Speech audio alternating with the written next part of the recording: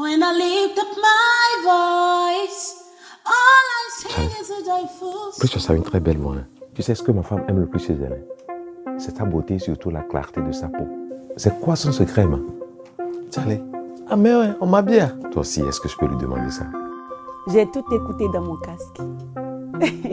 Voici mon secret. Peau d'ange. Donne ça à ta femme. Elle aura le même éclat que moi. Ah mais, tu sens bien. Pour une peau sublime et soyeuse, choisissez Peau d'ange, le savon de l'élégance. Peau d'ange, en vente partout.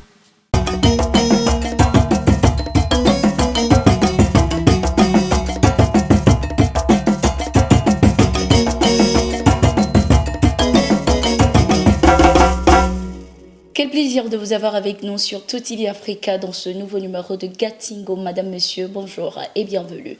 Nous démarrons ce bulletin d'information avec le Niger. Les nouvelles autorités du pays ont décidé ce 16 octobre de fournir du gasoil à 3 pays, notamment le Burkina Faso, le Mali et le Togo. Une décision prise dans le but de permettre à ces 3 pays de faire face efficacement aux pénuries de gasoil.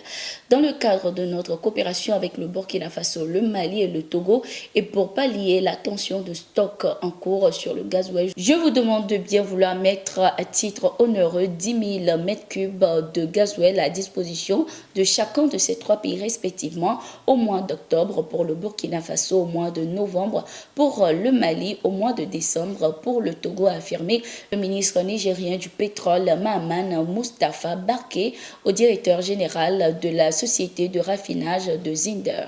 Cette décision illustre l'engagement du Niger envers ses voisins et sa volonté de jouer un rôle de leader dans la coopération régionale en matière d'énergie. Depuis le début de la crise au Niger et l'imposition des sanctions de la CEDEAO, le Burkina Faso, le Mali et le Togo ont porté assistance au pays en acheminant des aides humanitaires à la population. Devenu producteur de pétrole en 2011, le Niger a lancé en 2019 la construction du plus grand oléoduc pour relier les puits du pétrolier du gisement d'Agadem au port béninois de Sémé. Cet oléoduc est long de près de 2000 km, dont 1250 km sur le territoire nigérian. La position française dans la guerre entre l'Israël et la Palestine est de plus en plus contestée. Après les manifestations de soutien aux populations palestiniennes sur le continent africain, c'est au tour du consul de France à Kribi, Abdulkader Gandour, de démissionner de son poste ce 18 octobre 2023. Un geste pour marquer son désaccord avec la politique du président français Emmanuel Macron dans le traitement de la question israélo-palestinienne. Écoutons-le. Bonjour mon frère. C'est un message particulier que j'envoie à mes amis très proches de la communauté française de Kribi et avant d'en faire la publication officielle.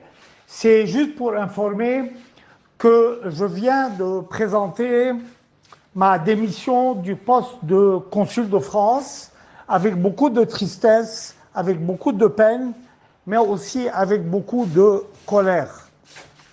Je ne peux absolument pas, comme les règles consulaires me l'imposent, cautionner, défendre et accepter les positions françaises concernant le conflit qui se passe actuellement en Palestine occupée.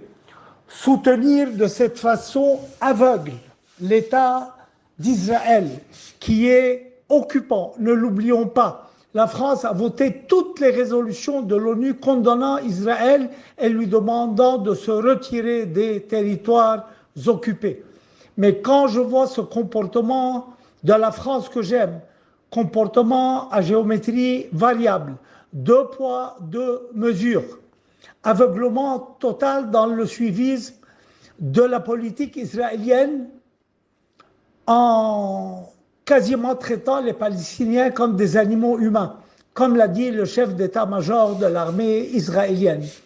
Donc, mon devoir, c'est de respecter, d'assumer, de cautionner, ou en tout cas de ne pas critiquer les positions du pays que je représente. C'est normal. Or, je ne peux absolument pas me taire vis-à-vis de ça.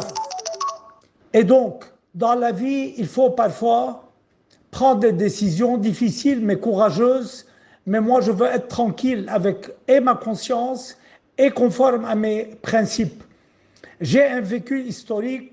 Il ne faut pas oublier qu'Israël a occupé le sud Liban pendant 18 ans. J'ai perdu 12 amis, proches, copains ou connaissances dans la lutte de résistance contre Israël. On pourrait en parler longtemps.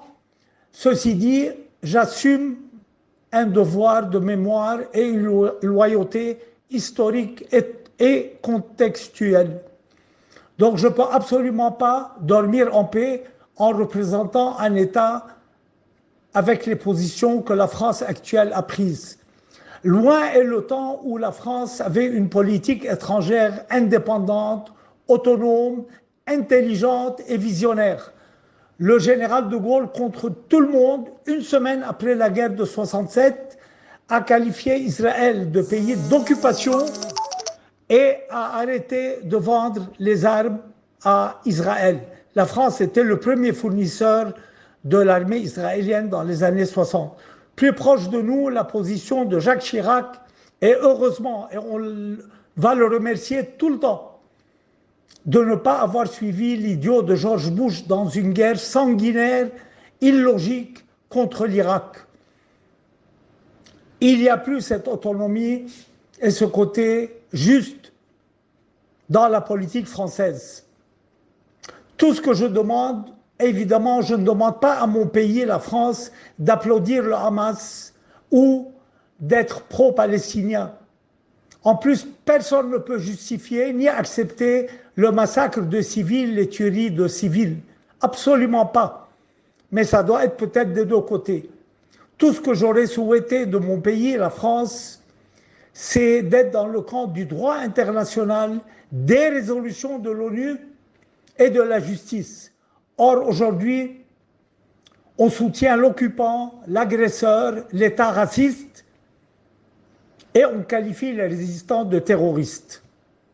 Donc moi, je ne peux pas assumer cela. Ça suffit. Je vous assure, évidemment, de toute mon amitié personnelle, même en étant plus consul. Bonne journée. L'Organisation des Nations Unies a déploré ce 17 octobre 2023 l'absence d'un dialogue et le risque d'une confrontation directe entre la République démocratique du Congo et le Rwanda en hostilité depuis des années. Dans son récent rapport sur la mise en œuvre de l'accord cadre pour la paix, la sécurité et la coopération pour la République démocratique du Congo et la région, le secrétaire général des Nations Unies, Antonio Guterres, a indiqué qu'aucune avancée significative n'a été enregistrée par rapport aux inquiétudes sur la détérioration de la situation sécuritaire dans l'Est de la RDC.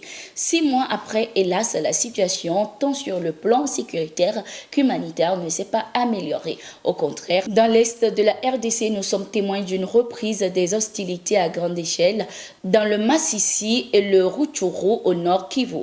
Le risque d'une confrontation directe entre la RDC et le Rwanda qui continue de s'accuser mutuellement de soutenir des groupes armés ennemis, le M23 d'un côté, les forces démocratiques de libération du Rwanda de l'autre demeure lui bien réel. Pouvait-on lire dans le rapport. L'Est de la RDC est en proie depuis près de 30 ans aux violences de nombreux groupes armés. Le gouvernement congolais affirme être victime d'une agression injuste et barbare perpétrée par le Rwanda pour des raisons expansionnistes et économiques. Se basant sur les rapports des experts de l'ONU, Kinshasa accuse Kigali d'être derrière les terroristes du M23 qui ont envahi le nord Kivu en y commettant des graves violations des droits humains. L'ex-président du Niger, Mahamadou Issoufou, a démenti les informations données par le média français Jeune Afrique dans l'un de ses articles intitulé « Pourquoi l'opération française Il faut sauver le soldat Bazoum a été abandonnée ». L'article du média accusait l'ancien président d'être impliqué